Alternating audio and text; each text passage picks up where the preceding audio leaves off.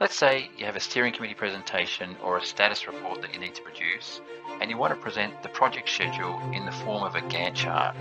There are two really easy ways to produce this. At the end of the demo, I'll explain which one I prefer and why. Now let's assume that you want to report 2 work streams over a 2-year horizon by month. So let's start off by putting in the dates. Let's start off with January. I'm doing this for a reason, putting the 3rd. We'll add 31 days to that. And then we'll copy that across to do 2 years. X. And then the next thing we'll do is show you a nice little trick here. So for each one of these, we'll use custom and we'll put in the month. So MMM, you'll see that's January. We can just format all of those. It'll give us all the months. Next thing we'll do is let's make that a bit smaller so we can see. And also let's center those. And now we'll create our quarters. Just copy for each quarter.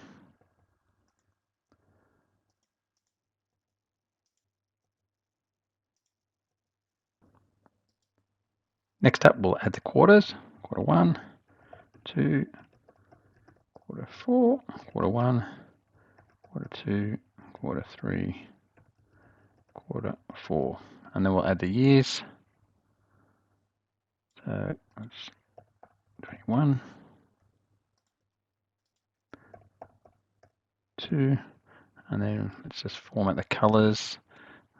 Colors I like to choose are blue and white. Make them bold, and I do prefer Arial myself. Just stands out a bit more. Next, we're going to be adding the phases, and also the work stream. So next up, we'll add the phases. So requirements, design, build. Let's call it systems integration testing, user acceptance testing, and go live. And let's assume that we've got 2 work streams. So this is the first work stream. So let's call that work stream 1. And the next one, we'll reformat that in a moment. This one is work stream 2. And we'll change the alignment so it points up. And we'll format that one. And I like to use a darker color on these. Again, Arial. And then we'll also change the height of all these.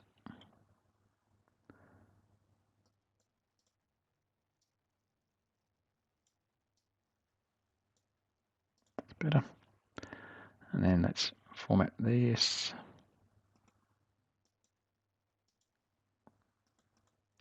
Right, now let's assume we have the following phases. The requirements started in January, finished in March. A long design, long build, and there was some overlapping systems integration testing, and then we went live. And then for the other work stream, this one here, let's use light blue. Requirements, maybe we had some overlap. So you can see how easy this is, and then we're going to show you how to paste this into PowerPoint very soon and the various methods by which we can do that. So we're just making this neat, the formatting, and then that's pretty much it for the formatting. So it's not the right color.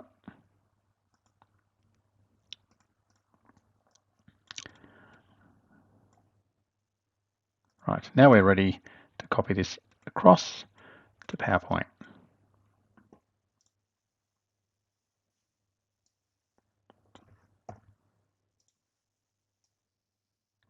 Now that we've applied all the formatting, for instance, making all these nice and bold, etc., and the table looks right, we've centered these, we're now ready to copy this into PowerPoint. So let's go ahead and Control C, and then we go into PowerPoint. Now there's a few options here. We can, first of all, just paste it as a picture. If we paste it as a picture, you can see that it's not editable at all. So let's Control Z and remove that. Another option that I like to use is the Keep Source Formatting. By using this, it enables us to add other details in here if we so choose. And so you can come in here and edit it later on. That's not a bad option. And then there's Keep Text Only, which obviously just has a text. It's not very useful. And use destination style. I'm not really a big fan on that one. So let's go ahead and use my favorite, which is a picture, because that one is really something that you can't actually change, and it just makes it a bit easier. I know that nothing's going to change from my source of truth, which is Excel, for this. And then what we do is we just simply go in here and we, first of all, of course, let's create ourselves a heading.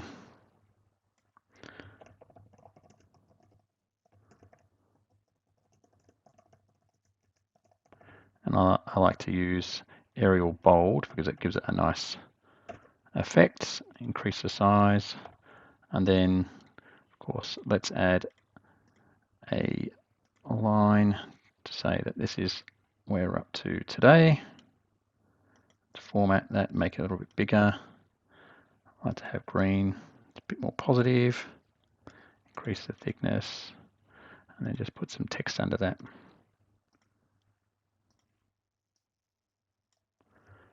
Today, make it a little bit smaller, and use Arial to be consistent.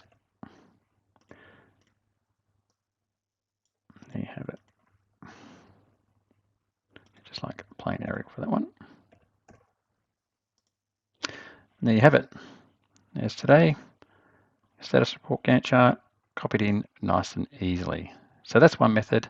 Now let me show you. Now this one, of course, has requirements design, build, SIT, UAT, go live here for each of the work streams. Let me show you another alternative to this. Another nice way to represent each of the different phases is in Excel. You can simply put in requirements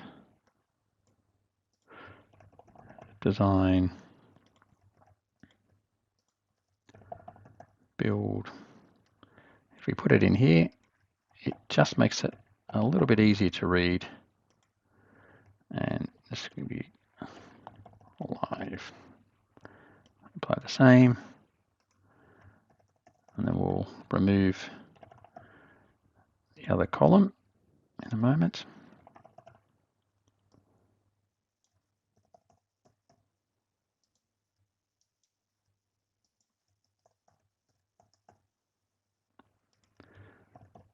We can also make these bold. So let's remove that column.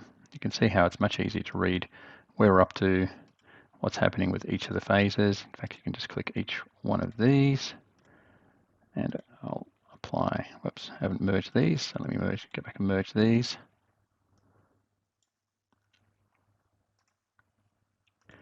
Let me just come back here,